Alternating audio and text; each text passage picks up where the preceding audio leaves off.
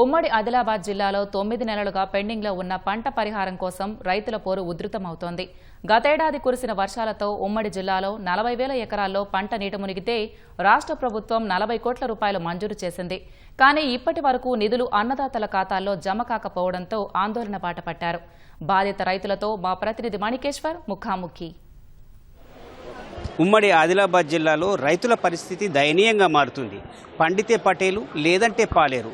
కిందటేడాది ఆగస్టు 15వ తేదీ నుంచి సెప్టెంబర్ 16వ తేదీ వరకు భారీ వర్షం కురిసింది. ఫలితంగా ఉమ్మడి జిల్లాలో 40,000 ఎకరాలలో పంట నష్టం జరిగింది. ప్రభుత్వం దిగి వచ్చింది. ఎకరాకు 10,000 రూపాయల చొప్పున పరిహారం ఇస్తామని ప్రకటించింది. అది మాటలకే పరిమితమైంది. ఇప్పుడు ఏడాది గడుస్తున్నా నయా పైసా విడుదల కాలేదు. ఫలితంగా రైతుల్లో ఆందోళన తీవ్రతరం అవుతుంది. మనతో పాటు బాధిత రైతులతో పాటు రైతులకు నాయకత్వం వహిస్తున్న భాజపా రాష్ట్ర నాయకురాలు సుహాసిని రెడ్డి ఉన్నారు. ఏంటి అసలు మీ సమస్య? నిరుడి నుంచి ఇదే బాధలు ఉన్నారు. ఇవాళ మొత్తం అందరం ఏకతాటిపైకి రావడము, నినాదాలు చేయడము, పోరబాట పడతామనడానికి కారణం ఏంటి? మీ సమస్య ఏంటి? రైతులు మొత్తం నష్టపోయారు. వాగుల వారి వంకల వారి నష్టపోయారు. అయితే నీరుడు ఎకరానికి 10,000 రూపాయలు ఇస్తాని అనౌన్స్మెంట్ చేసేసిండు. ఇరువాళ్ళకి దాని మీద వాళ్ళు స్పందిస్తలేదు.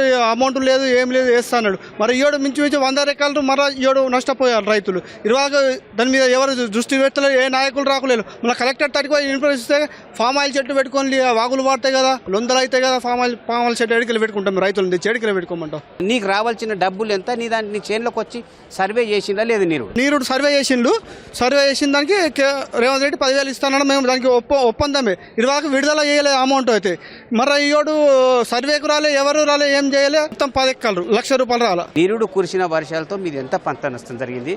మీకు ఎంత పరిహారం చేతికి అందింది? ఇచ్చారా లేదా? ఇప్పుడు ఏమంటున్నారు అధికారులు? గత సంవత్సరం 14 ఎకరాలు చేయడం జరిగింది. ఇప్పటి వరకు నాకు ఒక 8 ఎకరాలు నష్టపోవడం జరిగింది. ఇప్పటి వరకు ఏ రూపాయి కూడా నాకు అందలేదు. అంటే మా ఏఈఓ రావడం జరిగింది, ఎంక్వైరీ వేయడం జరిగింది, అన్నీ జరగడం జరిగింది.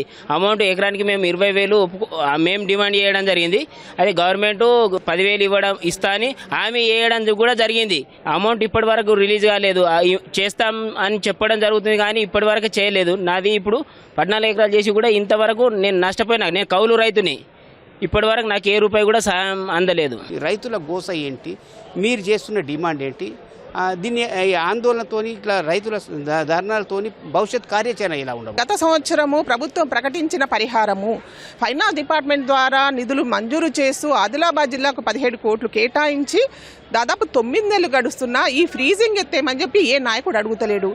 కలెక్టర్ గారిని అడిగితే దాని మీద ఫ్రీజింగ్ అంటే ఫ్రీజింగ్ ఎన్ని రోజులు పెడతారు? 15 రోజులు, 20 రోజుల్లో, 9 నెలల పాటు మరి రైతు ఉపాసం ఉండుడేనా?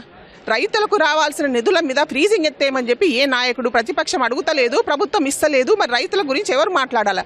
కాబట్టి రైతులకు న్యాయం జరగాల. ఇమీడియట్గా నిధులు విడుదల చేసి వాళ్ళ ఖాతాలో వేసేంత వరకు మేము పోరాటం చేపిస్తామని చెప్పి తెలియజేయడం జరుగుతుంది. మీరు చేపట్టే తదుపరి కార్యక్రమం ఎలా ఉండబోతుంది? రైతులందరినీ నేను వారం రోజులుగా మండల కేంద్రాలు, గ్రామాల్లో కూడా వెళ్ళినా వాళ్ళందరూ అన్న తర్వాతనే ఈరోజు ఈ సమావేశం ఏర్పాటు చేయడం జరిగింది. కలెక్టర్ గారితో ఇప్పుడు కలిసిన తర్వాత ప్రభుత్వము స్పందిస్తే సరే, లేదంటే రైతుల ఏం చేద్దాం. వాళ్ళంతా చాలా మంది ఇంతకుముందు మాట్లాడి అవసరమైతే హైదరాబాద్ దాకా పోదామా, అసెంబ్లీని ముట్టడిద్దామనే కార్యక్రమం రైతులందరితో కూర్చొని చర్చించిన తర్వాత రైతుల ఖాతాలో పైసలు పడే వరకు అయితే పోరాటం కొనసాగిస్తాం. ఇది రాజకీయ పార్టీలకు అతీతంగా నేను ఎందుకంటే రైతులకు న్యాయం జరగాలని చెప్పి చేయడం జరుగుతుంది. Thank you. రైతులకు నేతృత్వం వహిస్తున్న జిల్లా పరిషత్ మాజీ చైర్పర్సన్ భాజపా రాష్ట్ర నాయకుల అభిప్రాయం.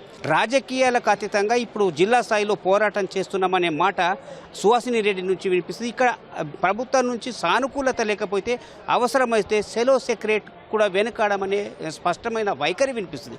ఇది ఇక్కడ రైతుల గోస. కెమెరామెన్ కిరణ్తో మణి, ఈటీవీ న్యూస్, ఆదిలాబాద్.